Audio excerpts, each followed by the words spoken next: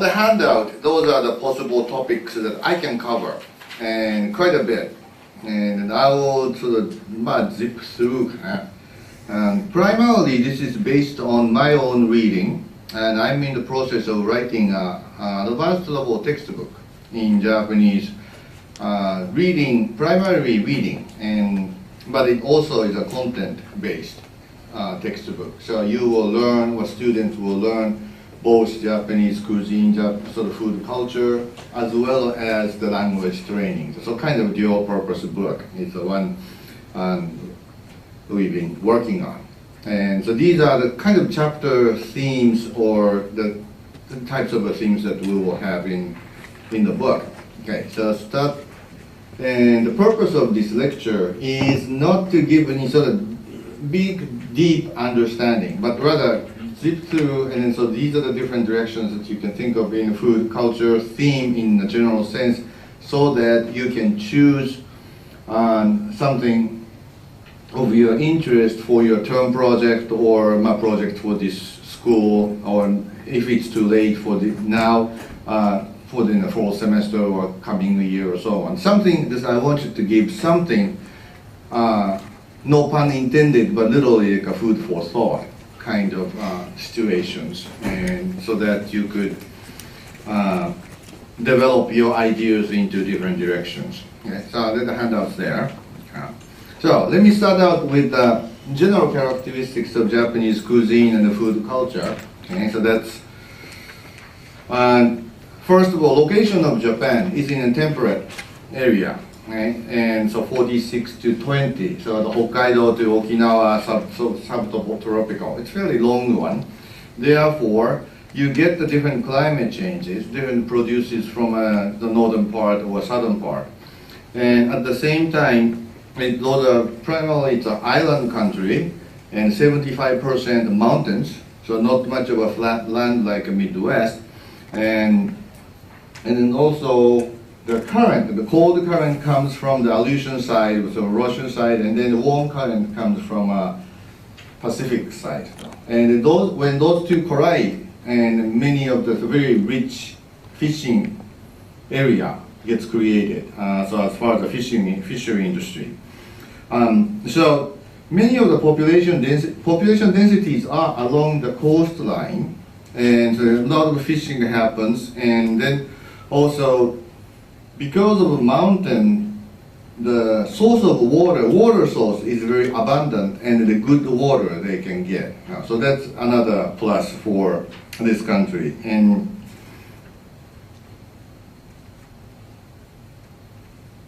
okay, so that's the sort of geographical advantage that the country happens to sit. Traditionally, Japanese were eating grains, veggie, fruits, and beans, and then seafood. Not so much in a sort of hunting part. And due to a Buddhism influence in like a 7th, 8th century, when basically emperor declared that do not kill animals which work for human beings and for the food consumption. So there was a ban happened, and then that ban announcement took place over the period of years, and by the time it was 14th, 15th centuries, they kind of officially stopped eating meat of an animal side of the meat until Meiji Restoration of a mid-19th century. So during Edo period, people aren't eating so much of meat, except for sick people who are sort of medicinal use of meat eating was happening then. Okay, then basic condiment, when we talk about Japanese food or flavoring, is shoyu, the soy sauce. It's fairly simple. Soy sauce, and then miso, the miso paste, and then mirin, the sweet rice wine, and then dashi was the bonito, the soup stock part. And then of course sugar and salt. And then I forgot the bottle of vinegar. So the vinegar, so those are the pretty much the combination of those. Sukiyaki goes into the one portion, so this, and then sugar, and then sukiyaki base is created. Miso base will be, miso soup will be about this. Mirin, if you want to make some grilled fish glazed, so the teriyaki style with something of this type of combination. By having about 5 basic condiments, and then that creates sort of essential sort of Japanese flavoring. So it's fairly simple, and in a matter of how much sugar content, how much salt content, and so on. So that's the manipulation part of it. Okay, then 4 characteristics I identified. First one is this value in the taste of material itself. So fish is eaten by kind of, if it's fresh, the raw fish, sashimi, right? And somehow the Japanese went into the idea of eating as is the best way of eating it. No adding. It's simply just cutting it, and then no flavor added. Well, of course, a little bit of soy sauce gets added, but that's the one value that Japanese cuisine tends to have. And the one example is tofu. Okay? The tofu dish in the typical, not typical, one prototype, one example of a tofu dish in Japanese style will be a hiyayakko, which is literally just tofu itself with a little bit of ginger and scallion or green onions and then soy sauce. Here. So what are you tasting? You're supposed to taste the flavor of tofu itself. Therefore, the quality of tofu matters. So the good one, the bad one, that you do feel the sort of soy sauce, soy flavor. Like when you drink a soy milk, you do get a little distinct soy flavor. So that's the same idea.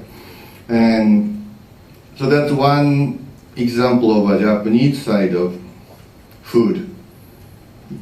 When you cook tofu, the dish created out of tofu.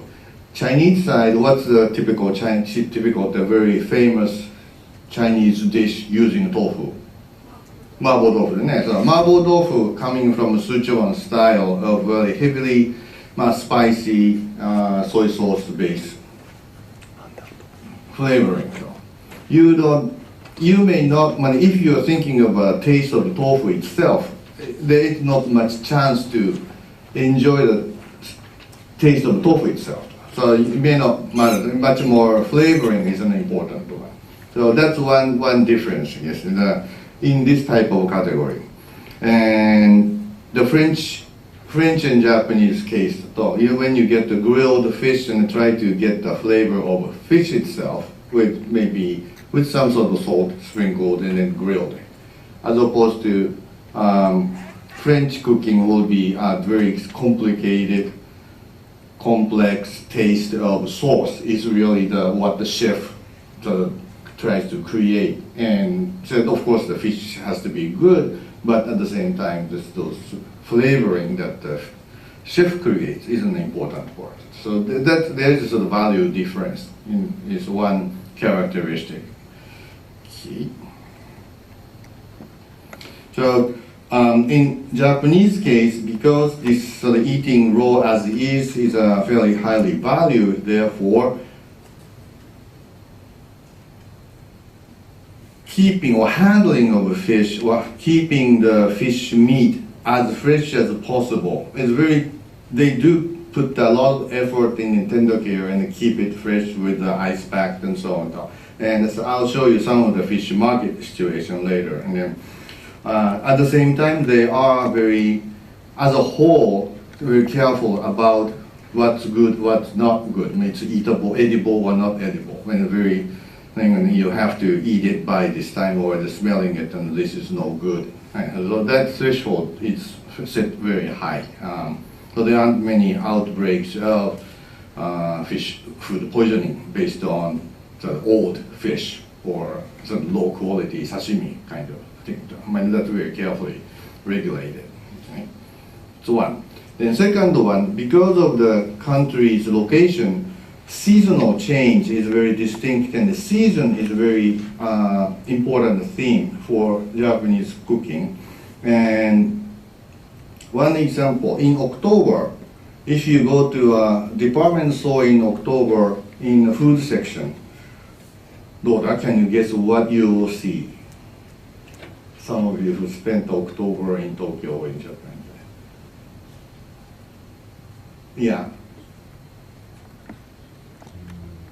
What did you see in the store? Say your question again. Yeah, question again. In the department store on the basement has a sort of large food section or sweets and something to do with the sort of the food, the fresh produce or sweets. And there is a theme which is very quite distinct or very obvious if you go into the month of October. Hmm?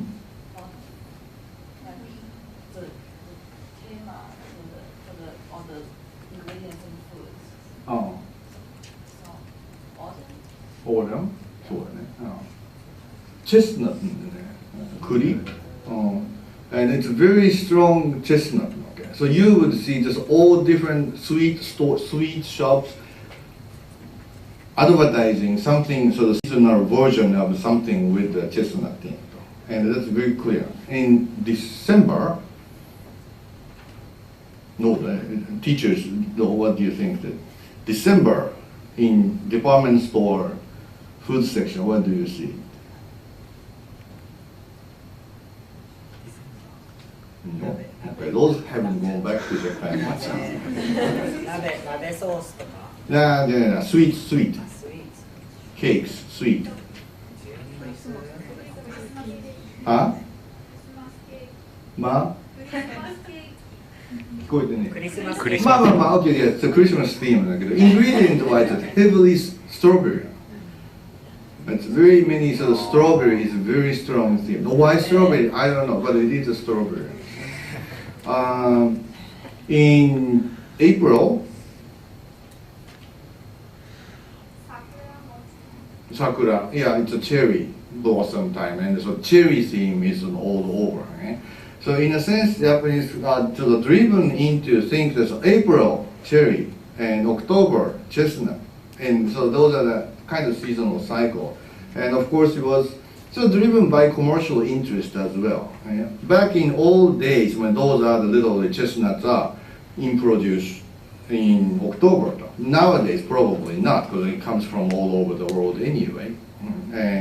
But it's still very strong sense of this season, or called shun.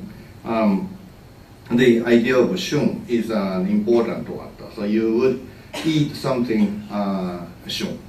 And then shun can come in yellowtail.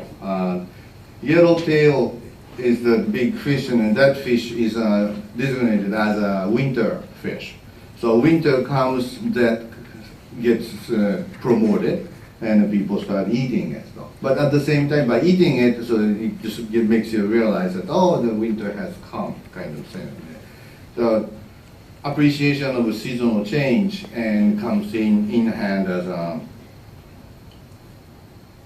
food materials. And one thing is I've been trying to think about what U.S. or American culture sort of senses. Do you have any sense that American would connect some certain food with seasonal change?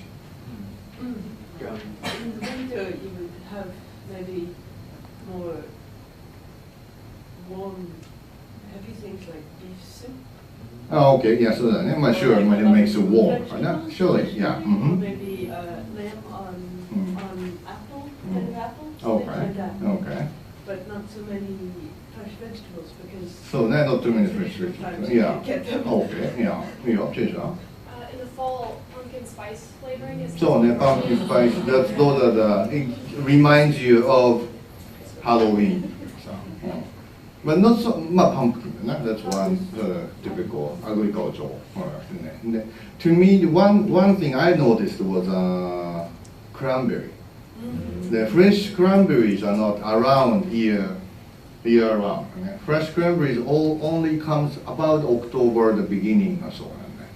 And That gives me a sort of little signal to, okay, well, sort of cranberry, Thanksgiving having kind of thing. And so this idea of shun, if you tune into it, it makes interesting sort of seasonal change when you stay in Japan, and that's the so those are the theme. And it doesn't have to be on all Japanese style restaurant. Western style restaurant also follow that tendency. Okay, then the third one is the rice. And rice is the definitely very important staple. Food, rice and wheat and corn are the three major ones. And the wheat production is the largest in the world. But rice in Japan, rice came from Southeast Asia and through China and Korea and Japan. And about BC, so 1000, about first century or so, they're already doing it. In Japanese case, you would probably imagine this rice paddy with water filled in. It has a little levee around and then filled that field with water. Then rice grows and then eventually dries and then harvested. That's one style. And in South Asia, Cambodia, Vietnam, and that area is more dry, just regular cornfield or sort of field. Right? One advantage of rice paddy is rice paddy does not create rensaku shogai. It's a soil erosion by growing the same crop year after year. And so in Midwest, for example, have to rotate cornfield and soybean field has to be rotated, otherwise soil gets weaker. Right? And with rice paddy, that does not happen. Right? Therefore, the farmers can grow rice year after year and without rotating it. And the rice growing is heavily subsidized by the government, so it is advantageous for the farmers to do it. Japan's national self-sufficiency, food self-sufficiency, is about 40%. Rice is over 100%. Rice can be exported. So there is a very lopsided agricultural policy is being there. Okay, but idea of rice, Japanese food was developed, around rice in the middle, and then all other okazu or those dishes are to make you eat rice. So that's the combination. That's the difference from the Western style thinking of you don't have a bread in the middle. You don't have steaks in order to eat bread. You don't think that way. So that's the fundamental difference. So rice is it is in the center part of the conception. And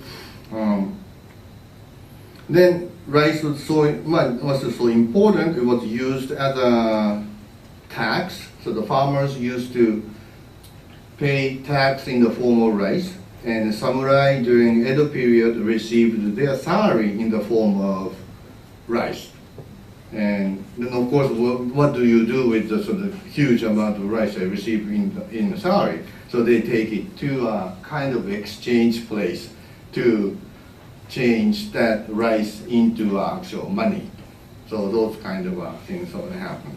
But that shows how important the rice plays. And the rice also has ceremonial places, and in Buddhist or Shintoism offerings, and the rice always comes, and then so this is for the god kind of.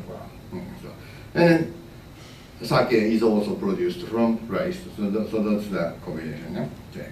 Then that's the third one. The fourth one is the presentation, and presentation in a sense of the dishes and how to make it look better, not only just the taste. And then professional chefs think in terms of 5 colors has to be in the dish when you make it. So those 5 colors are red, black, white, yellow, and green. Green or blue. 赤、黒、白、黄色, and 青 or 緑. So when you making a dish with some sort of centerpiece, fish or meat or whatever. So look for green, look for yellow, look for red, look for black, and then so that creates a sort of colorful color balance. And then another interesting aspect is the actual dishes. Look something like this. If you think of a French restaurant in dinnerware or Western style dinnerware, primarily white base, color-wise. Right? Because in French very strongly white. Then you draw sort of picture with the food, sauce color and so on. In Japanese case, it seems to be more elaborated. You can get the black dish or blue or brown, so different color variation, and also the shapes come in a different as well, rather than just simply round or square shape in the Western style of dinnerware.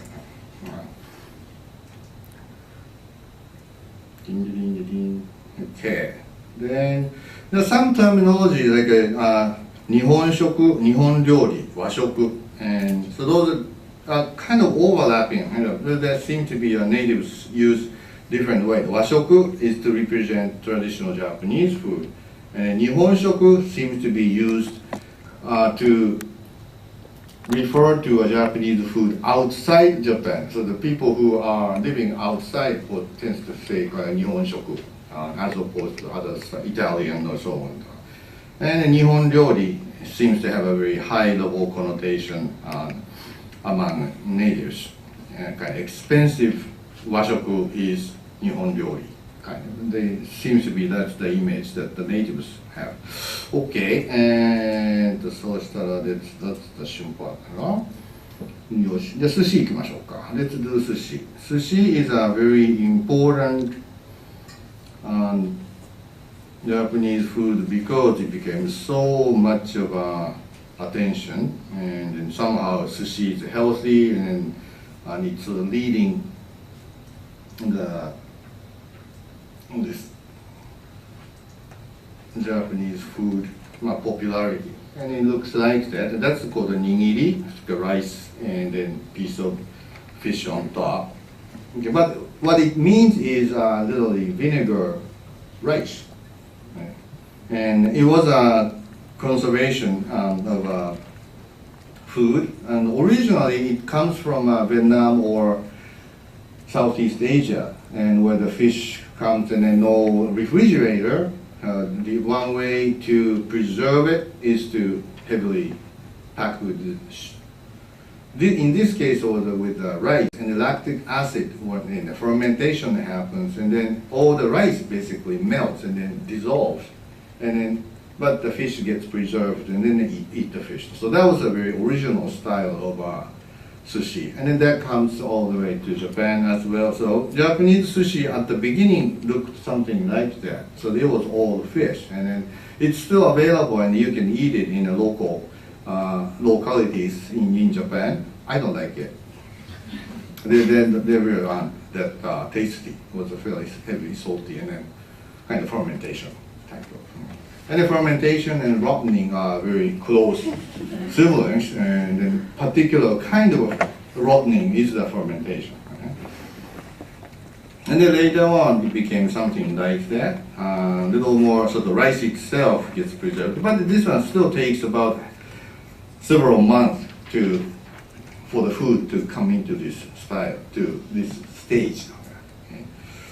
Then by 14th, 15th century, a little bit more sort of modern style. So that's in Osaka style of mackerel, mackerel and rice, and in a box called Osaka zushi or hako zushi, and then that's still very popular in Japan, available. Now, then in Edo period, 16th, 17th century, the vinegar production happens, and the vinegar before this was all lactic acid.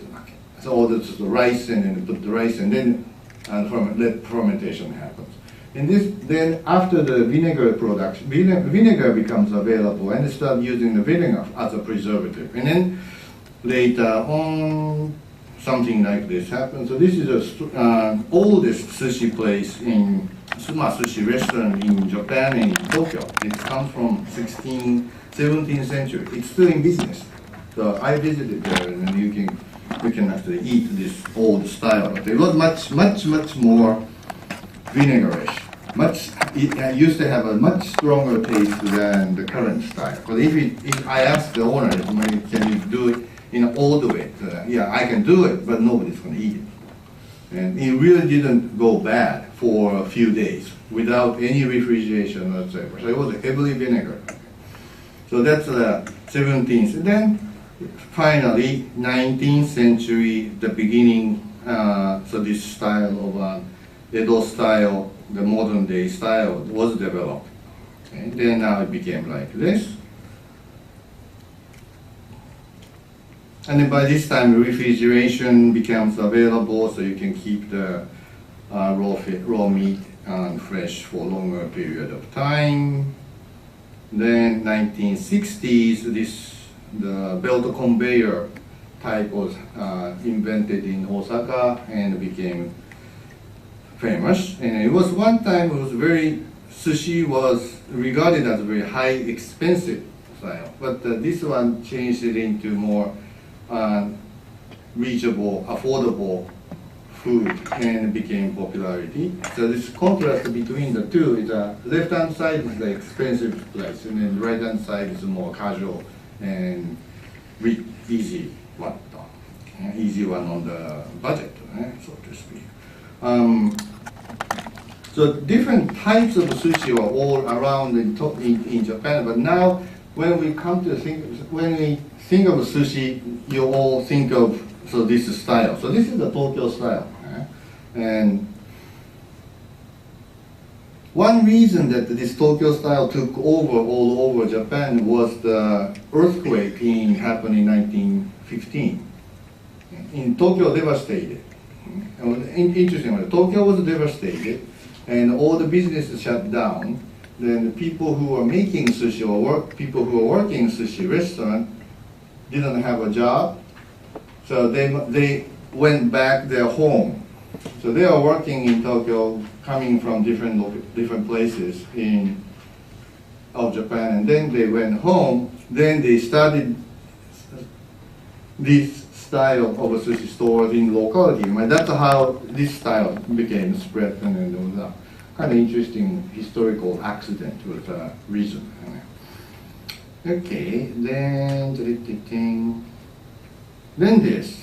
So now finally, across the national border, non-Japanese started making rolls, and then this is the one we kind of familiar with different locations in the United States and in the US and the French, those heavily roll kind of ideas. Okay, and a little bit about how to eat it cleanly. How many of you put wasabi? Wasabi, you have a little soy sauce dish, and then put the wasabi in, and then do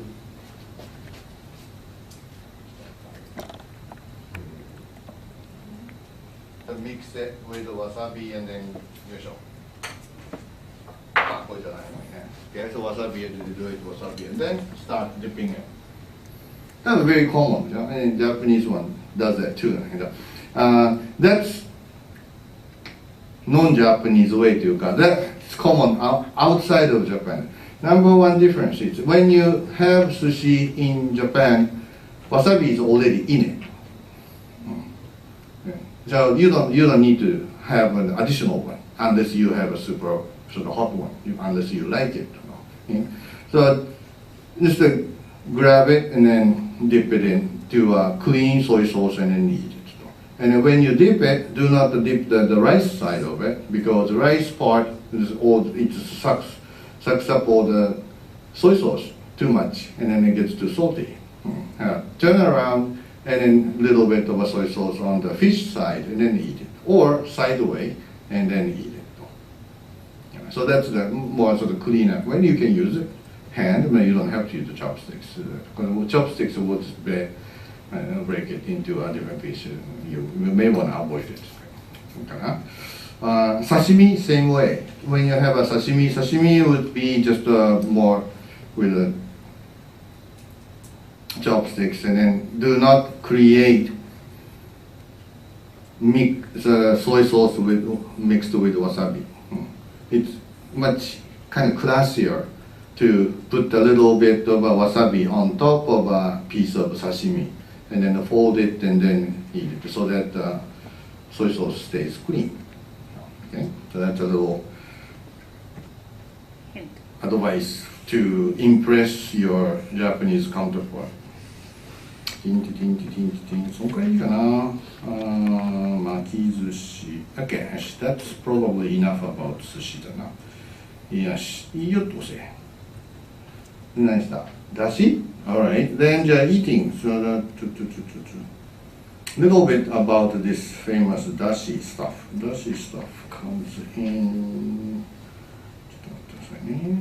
いいよ。If you have questions, go ahead. That's okay with me.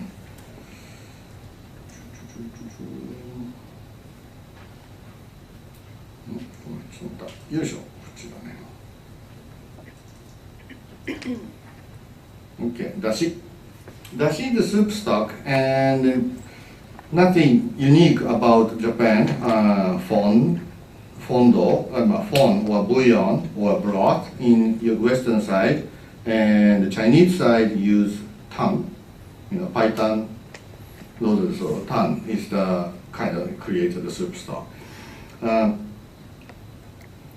Interesting development in Japan is they created just the food source, or in this case kelp and bonito. Kelp is the sea vegetable growing in the cold water, and the bonito is this one. And horse mackerel だよね。ホースマクロか。いずれカツオなんだっけ？カツオでね。ホースマクロだったっけ？ What's the English name of the カツオ？いやいやボニートだよな。That's right. ボニートだよね。It's a red meat. Process it, dry it, and create a very small piece.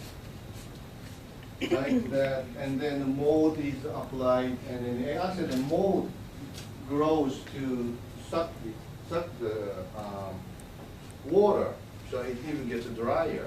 And then about up to 2-year process, right?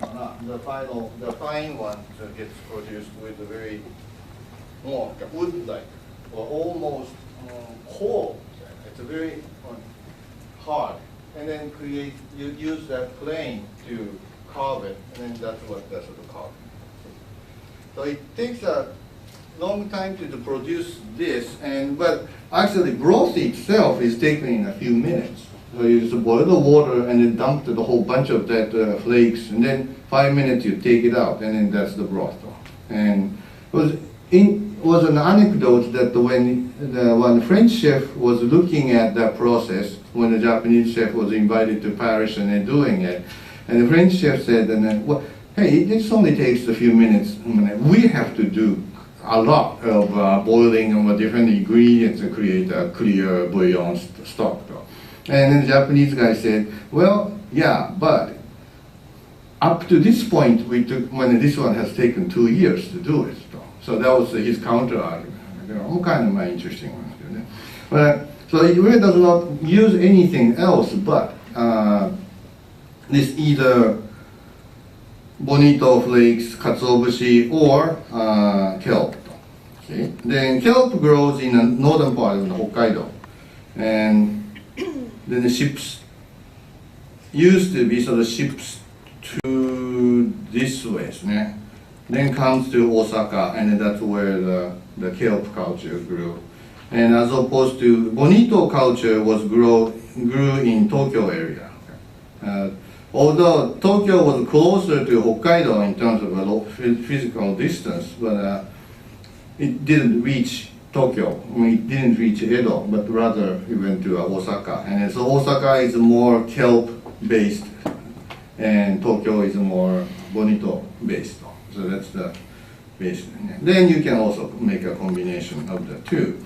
Now, in Western side of sort of culinary science, then there are only we can only taste when the tongue can taste only 5 or 4. Start out with the 4. What are the 4 tastes? Sweetness, salt, sour, bitter. Yeah, so the bitter. Spicy hot is really not a part of taste. And then for a long time, this Western side of conception was 4. Then one turn of the 20th century, so Japanese guys, by analyzing the content of kelp, extracted this 5th one called umami, or savory taste. And then that was added 1980 something. So it took a long time to officially recognize the 5. So our taste buds can do 5 different tastes. Then everything else, when we eat, we can just feel much more fuller taste. Yeah? And everything else is from those.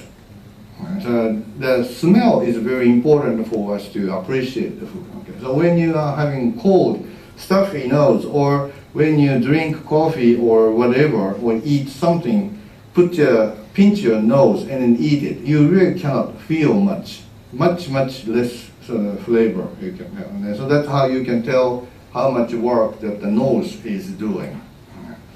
And so this was the 5th one. Then the monosodium glutamine and inosine, I forgot the English name of that. But the glutamine, MSG. MSG was extracted as a chemical, but that was basically that's the one our brains are feeling to good or sort of savory sense. It's different from sweet, different from bitter, different from none of those 4. Okay.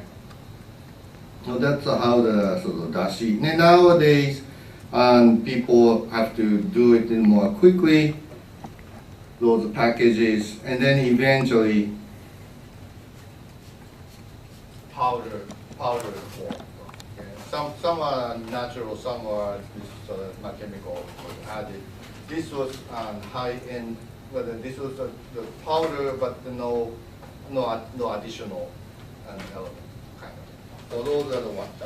And then this is more concentrated liquid form, but you can make a dashi very quickly. So those are the sort of time saver solution. Okay, continuing. Kome done. Okay, let's move on to a little bit about chopsticks. Chopsticks is an interesting one. Chopstick. Okay, how many among the human beings on this planet, though? So what are we using? What do you think we're using as when we eat? Chopsticks is one. Hand is one. And knife and fork. Okay, those are the 3 major tools that we use when we eat. What do you think of the percentage among them? 2/3 chopsticks, 1/3 hands. The wild guess. Most people use their hands, and then second would be chopsticks. Okay. One survey, when I found one survey to one statistical, 40% hands, 30% and 30% sort of equally chopsticks and knife and forks. So quite a bit of people eat with hands. So nothing barbaric or primitive about using hands for eating. So that's one perception I guess we have to realize. Now the chopsticks come from China. Right? So Chinese chopsticks, basically China influenced the cultural area, our chopsticks. Right? Then came to Korean Peninsula, and then Korea developed one. Then came to Japan. Japanese cases are like a 1st century. That's where the cultural package came from China through Korea. Prior to that, so that would be like a himiko, if you know the Yamataikoku and so on. So before that influence, the himiko was eating with the hand. So that's so historically, those primitive Japanese were eating with the hands. Then Korean culture came, chopsticks was introduced.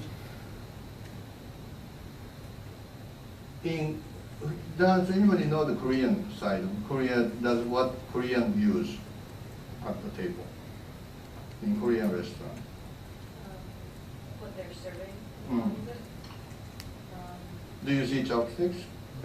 Yeah. Yes. Alongside, they always have the spoons and then the chopsticks. So yeah, Korea uses the spoon and the chopsticks in combination. Then China, chopsticks. Then do you use the spoon thing for soup and that? Yeah, so that's also a part of it.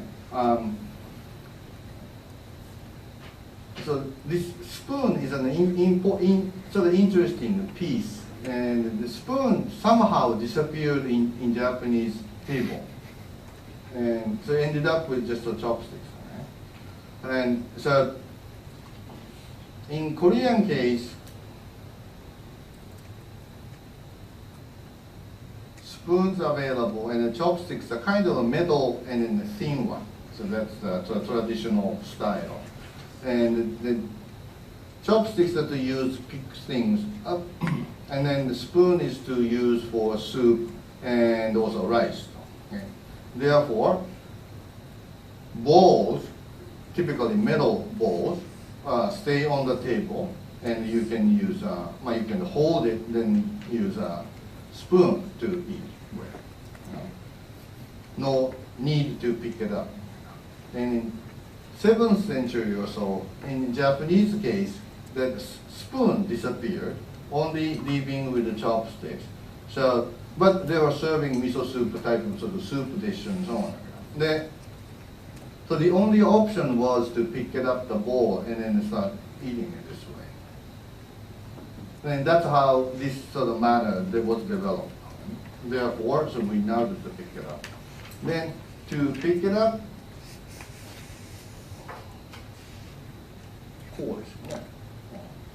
for the bowl, the shape of this part of the base was developed to come, and it wasn't necessary to keep it cool enough.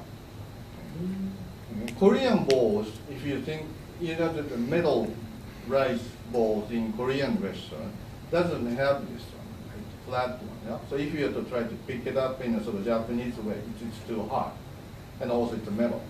So it is not supposed to be picked up. Now this one needs to be picked up, and so this will happen. So this part really was part of the development of a disappearing spoon was sort of necessary. At the same time, in the old days, bowls are made out of wood by spinning. So the wood is not super even good at heat conducting. It's not a heat conducting material. So it stays relatively cool in the temperature. And the same thing for these type of base. So that's the part of reason. And Chinese chopsticks are probably longer, but it doesn't have to be. Okay, and look it, and then typically it's the same diameter throughout, and a little longer, and not tapered like this. And then Japanese one is a tapered. Most of them are sort of pointed. Okay? This is the design difference was in the Japanese cuisine. You have a grilled. So let's say you have a grilled fish of the whole fish. Then you have to disassemble it as you eat them. So it was necessary to do this kind of movement. And then pointed one was more convenient. So that seems to be one reason that the Japanese style of the chopsticks were developed in this way. And in China, I heard when the parent looking at the child holding chopsticks this way versus this way. Never heard of that? Oh, I heard it from Chinese one. If a child holding chopsticks this way, the parents will think that, oh, you will end up living far away from us. And then, so this one is, oh, so you will be around us, kind of sentiment. And no sort of scientific reasoning. Yeah, you may have heard from you saying that. Okay. Yes. So that's the little story about the chopsticks. Okay. 何しようか、メディア行っちゃうか、洋食するか、カレー、OK、じゃあカレー、洋食。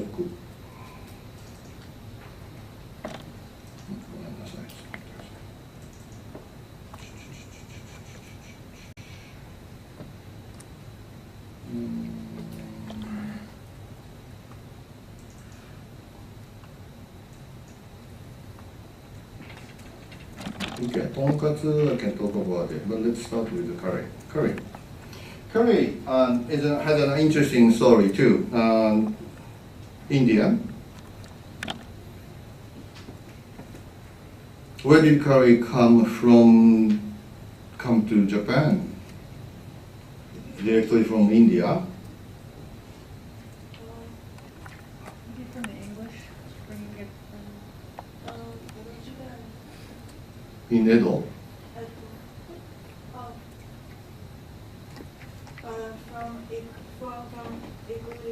Yeah, so from England ですね。So the curry went from India to England first, and during this expansion time, and then India to Japan after the Meiji Restoration in 19th century. And there is no word curry in Indian language. The curry itself means either food or good food or food with soup or something or other. And the curry combination in India is vindaloo or sag or dal, or those are the sort of names that we see in Indian restaurants in different combinations. British, the initial one is Crosby and C and R, something, what was the name of that one? One British guy, Crosby and Blackwell. So this company introduced curry powder to England in 19th century, and in late 18th and 19th. And it became very popular. It was just a more standard combination of turmeric, cardamom, and those typical cloves and those typical spices that curry uses. And then it became popular in England, and then that was imported to Japan. And then imported curry powder for a while. Eventually Japan created, one company created the domestic version of that. And then later on it was developed into, S&B created the first curry powder in Japan, and then House is another company created this sort of instant paste kind of thing that you add it and then it's done. Or create a little thicker texture. And then that's that. Then now it became very popular. How many curry restaurants or the, I think I did one survey. Survey is a family, Japanese, on the average 60 to 70 times a year with a curry dish. And so that's an average. People who love curry will be eating more often. Yeah? And so once a week or more is the curry comes in. And then there are a whole bunch of curry, I think it was 1,000 something was me.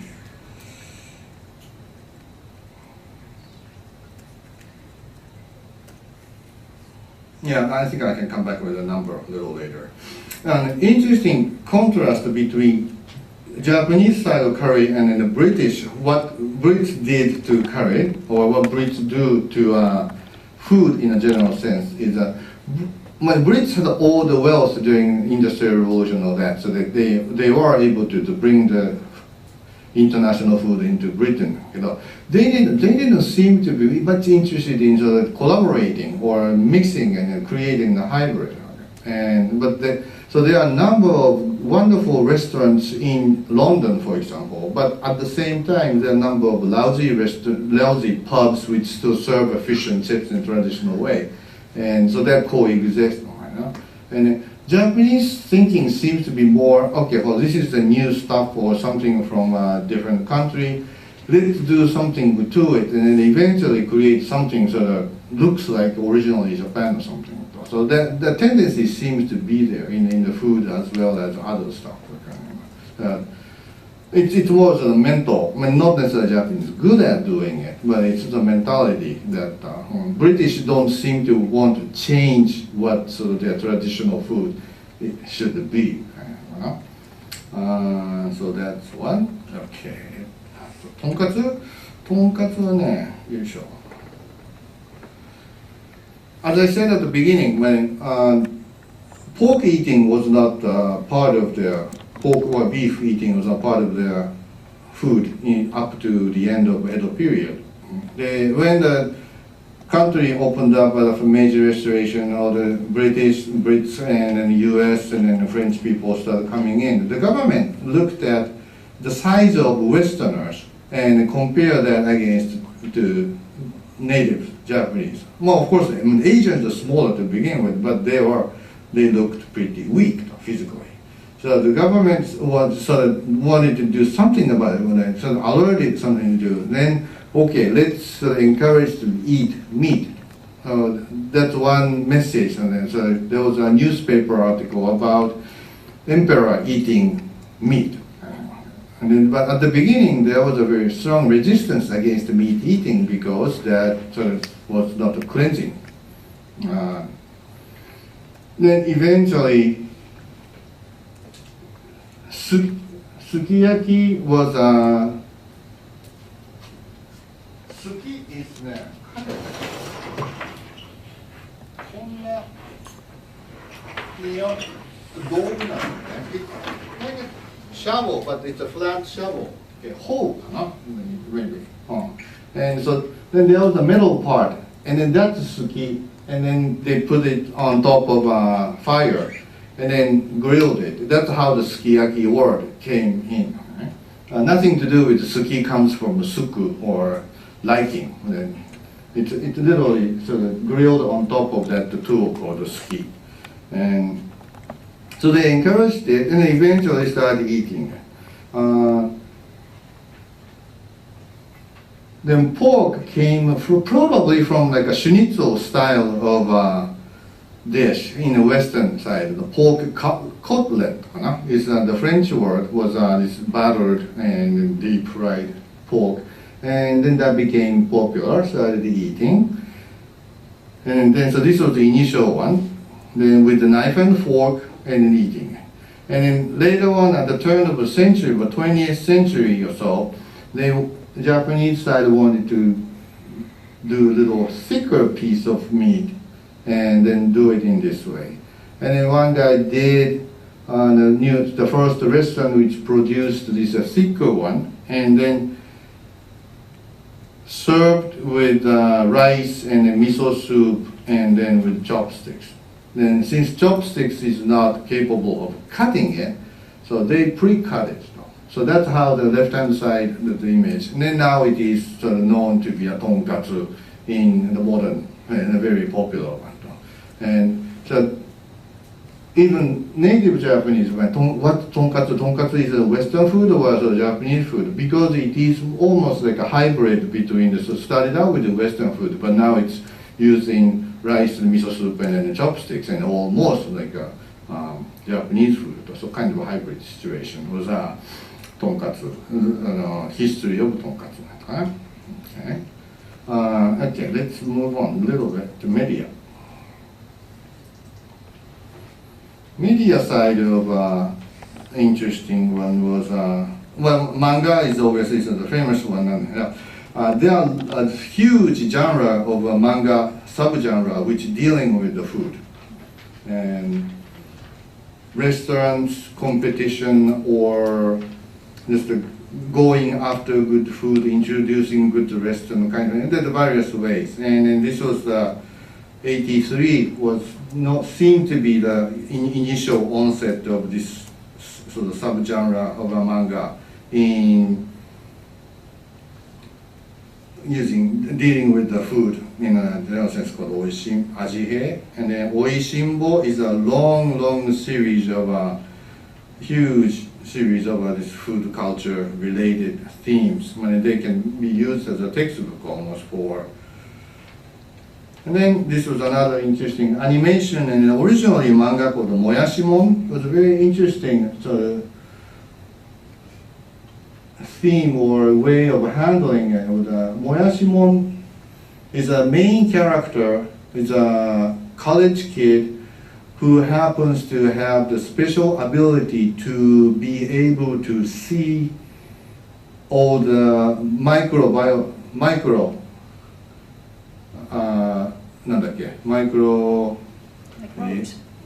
organism, yeah, microorganism. I mean, so he can see it. Okay. Yeah. So he can see, oh yeah, and something is working on this one. So this piece of meat is getting rotten, or this piece is getting with the sake. Yeah, some of those little guys are working on it. So he can see it. Right? And by using that ability, this story goes through, and then all those microorganisms also talk to each other. Okay, in manga side. But what it does is to make the visible, the process of a fermentation becomes visible and easy to comprehend. And otherwise, it's very difficult to see what's going on in the wine cellar or sake producing process. And so it was a very clever way of handling or making just the invisible part to a visible. Gin no Sajio, Silver Spoon is the high school kid story about agricultural school. So he would go through different artificial insemination of a cow. So it's something that we usually don't get to. So that was the theme of that. And another one is the Shinya Shokudo. It's a story about the people who come to evening restaurant, starting like a restaurant opens at midnight, and different kinds of people come to this restaurant and then talk and then different episodes. But since it's a midnight restaurant or late night restaurant, the people who come are a little different from a normal occupation, and then bring in a different story. And then there was a movie made out of. It also started out with in manga style. And then very famous one is Tampopo. Tampopo is a sort of ramen western film. So western cowboy movie used in save this small ramen restaurant kind of thing. It became very famous for this one. And then created this idea.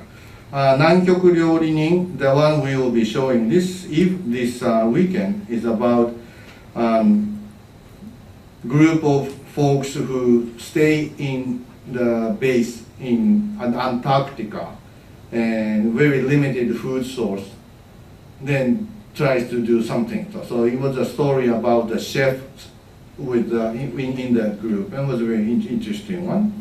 And another one was about this samurai in Edo period. The samurai, we tend to think of a samurai with the sword and the fighters. I mean, in Edo period, there are no fighting going on for 200 some years, so there's no point of sort of fighting. Okay? So there are different bureaucrats assigned to different jobs within the samurai group, and this was about chef. So he has to create, basically his job is to make food. And then he kind of feel shame about its cowardly thing and so on, in a kind of samurai sense. But that's the story about samurai. And then Jiro, sort of sushi, top-notch sushi chef's documentary film. And then this was, I did not show it, I decided not to show this one. This is about a butcher who raises his own cow, slaughter, and then makes the very good use of, try to use as much as possible from that.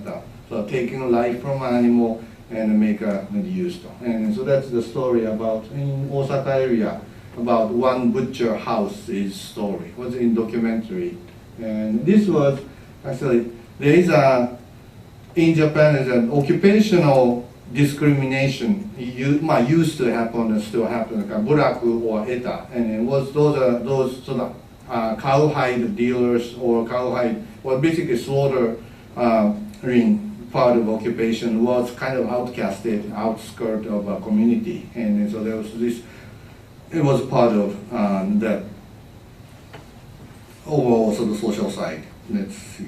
And then Iron Chef, of course, the Iron Chef American version happened, but this was another one. So then Anpanman, you probably know about Anpanman. How do you? It's a kids anime with a head with bread, and then he rescues, and then when he rescues, here, eat this kind of. Christian motif. Happens, and it's called Anpanman. And then, but one interesting, different sort of food. Basically, the bread is a main theme. Right? Different characters show up, and then interesting one でした。そんなとこですかね。OK。で何がある？消毒タイムな。給食しようか。弁当か。まあいいや、ちょっと給食見てみましょうか。OK。So this one might be an interesting one. School lunch. In Japan, it's still very common for elementary school and junior high school to serve lunch. So the students do not bring their own lunch. Mothers do not have to, or mothers or family members do not have to make lunch. So they do. And in some schools, they do have their own kitchen. And while many other schools have their own sort of communal lunch center or kind of catering facility and serving multiple schools. And so this is one that I visited with a multiple one, so they make about 5,000 people. They're serving 5,000 students in a vicinity and every day. So this was a cooking portion of it. And then they loaded the truck, and then truck goes to different schools, and once they received, kids in this sort of white clothes come out and then fetch these portions for his or her classes, deliver it. And then this is the classroom situation. The white ones are the on kind of assignment for assigned to be a server for a week or for this day, and then the rest of the students lined up like a cafeteria. But this is still within a classroom. They don't go to a different room. There is not much of a space in that sense. Okay? And so they do serving, and the teacher stays with the students too. So the teacher has no option of eating his or her own lunch in Japanese thing. And this is still part of a curriculum. And they think of it as a educational, instructional process. So it's part of their job. So they stay. And so rearrangement happens, and then this was the lunch for that day. Then everybody says ごちそうさまをいただきます and then eat, and then ごちそうさま. It's a fairly quick one. Actually, eating time, I timed it about 15 minutes. The whole process is about an hour, but the serving takes so much time, and then at the end, it's actual eating. And then also, interesting one is, they don't start eating as they sit down. So they wait until everybody gets served, and then they eat, let's go, and then literally 15 minutes. I don't know if that's unhealthy or not, if that's, and then I asked the teacher that why do we have to do this? Yeah, they would like to have more time, but it doesn't seem to. And then after that, they put these back on, and then there's no dishwasher, so use the dish will be loaded, but it was kind of clever. The students will place those dishes in a fairly clean manner, and then this spoons with the hole already has a keychain like thing, and they put them on it. So once they are loaded back on the truck and then shipped back to the station, will be very easy for them to just put the whole thing into this machine with a washing machine. So it was kind of interesting to do that. They ask students to do this part rather than throwing in like our cafeteria in hot water. And then this was something that we I don't know, you guys use this? Fork or something? Fork. Fork? When I was little, and I was using it. Now, there was a little history behind it after World War II, but it's all right. Now, Ministry of Education or nutritionist to take care of these lunch creates month-long menus, and about month-long menus, about 50% are Japanese food, and 50% are Western or non-Japanese style food. And I thought quite a bit, sort of large portion of Japanese food.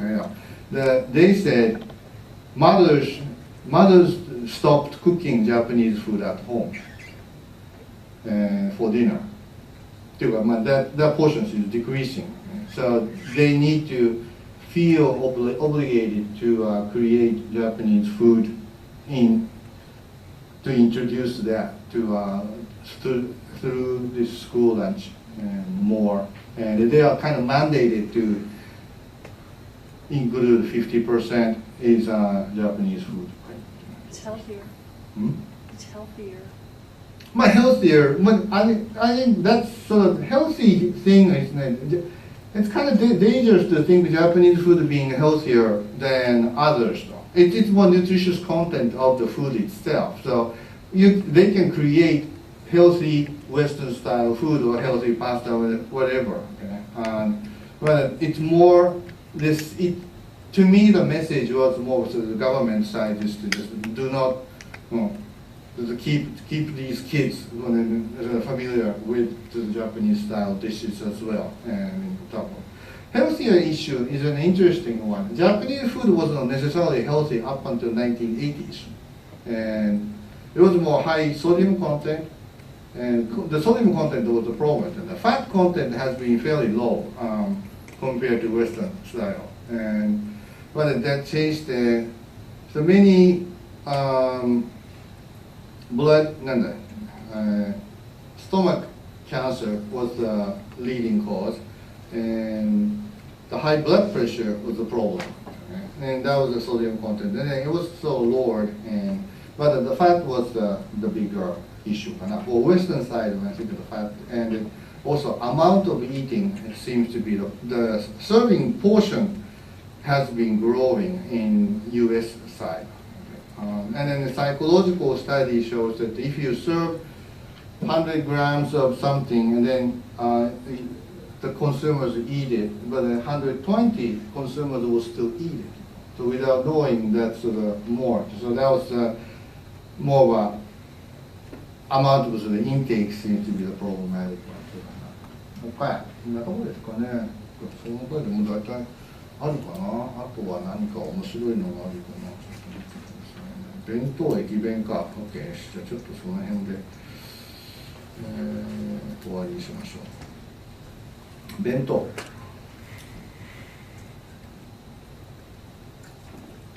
駅弁。これもif you go to Japan, interesting, you will see thousands of this ekiben or station bento, and it's a locality. Different stations have their own famous local food and bento, and so some are seafood, some are beef, and then you come on the cart in a train, and so you can buy. Old days there are ekiben vendors running on the platform as the train stops. But nowadays, when you cannot open the windows anymore, so that type of a business disappeared. And then 2,000 to 3,000 different of those boxed lunches or boxed dinners that have been available, and come in a very different forms. Some I found was an interesting one was with this chemical heating. So you buy a package and then get back on the train, and then you pull the string or to break something, and then chemical reactions produce heat. So in 5 minutes, you actually have a warm. Works like How trash. people keep their pockets warm. Huh? You can have warm pockets. Warm pocket? Yeah, you just break the pocket and The breakable zone, yeah, same kind of reason. But that's sort of built-in bento happens. それからあとは、よ、 Can you talk about the Kanton and Kansai? 関東関西、OK、いいよ。じゃあ関東関西ね。よいしょ。関東関西っていうのは、West and East で、interesting compare、OK。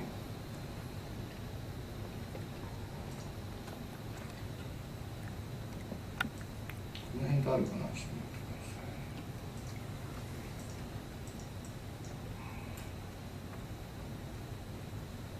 ださい。Okay, so one I talked about was based on dashi. Kanto, the Tokyo side, is Bonito based, and then Kansai more Kyoto based. Okay, so that's one comparison. And udon, and then udon, and so the noodle side. Big difference is the color of soy sauce. And the color of soy sauce in the western side of Kansai, in Osaka, right, is lighter. And it's called usukuchi shoyu, or sort of light colored soy sauce. And then Tokyo side is darker. So this is a darker one, or the Kanto style. Okay. Sodium content is actually, it's slightly higher in Osaka side. Okay. So it's not a saltier. It may look like this is saltier than the light colored one, but light colored one is as salty as the other one. And so that's one difference in color. So when you see, when the Osaka person comes to Tokyo and looks at noodle, and the soup is very dark because of the different soy sauce color, and think, oh, iki. So it does happen. So that's one udon part, udon, and then this is another kind of trivial, interesting one. You know, for those toast at the convenience store, when you buy the package, in Kanto, typical one is six slices in package. And then in Kansai, 5 slices in the package. So each piece is a little bigger, thicker. I don't know, because that seems to be the case. So, or 4, yeah, even thicker. So Kansai people like sort of thicker one. Negi, Kanto has a much longer sort of white one, and that's how the growing process, they throw the, so as the onion grows, and they throw the mud around it to keep the root part under the sun, to keep it from sunshine. Therefore, it stays on white for the longer part of the roots. Then Kansai part stays in the green part. So Kanto folks, Tokyo folks don't seem to be looking at this green part, looking at that's not the edible part. But that's perfectly good part. You know? So that's one kind of funny, trivial difference. これも面白いね。That the onigiri, the shape of onigiri in Kanto style seems to be more triangle one. And then Osaka people tend to make it more round, sort of cylindrical one. As a tendency, not many. You know? So that's the image of onigiri or omusubi. The name also seems to be different. あと何やったかな、いなり寿司。So that's also more cylindrical in Kanto, but triangular in Kansai. だったかな。あと何かあったかな。ちょっと待ってよ。Yeah, there. So this mochi's shape seems to be different. Names different. Same. So it's a なんだっけ、アガアガだったっけ、was a こんにゃく、naming is different. マロニ、OK。すき焼き was a そうね、the one we talked about. It's cooking is different.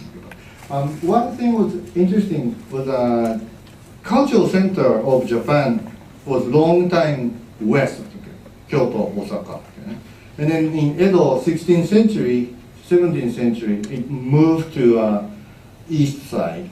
Okay? So east side still think west side is higher, and that's why it's called the name Kamigata, or Kyoe Noboru, go up to Kyoto, and then down to, up to Osaka, but down to Edo. And then there's a word, kudaranai. Kudaranai means trivial or uninteresting or not worthy. And it's the modern use of the word kudaranai. そんなくだらない。で、くだらない originally, etymologically, kudaranai means stuff which does not go down to Tokyo, to Edo. Therefore, it's not worth, it's not good enough to just export it to Tokyo side. And then in Edo time, many the stuff from west is called kudari mono, and so something which came down. Okay? Kudari shoyu also, soy sauce came down. Kudari shoyu or kudari sake, kudari mono, and so those are the more sort of imported stuff in a sense, and then created. かな。こんなとこですかね。Okay, well, it's about the dinner time, and I hope you are already hungry enough to talk about the food. If you have any questions, then let me know. Just a few others under this one. You can, taboos in food はまあ大丈夫。Okay, yes, thank you.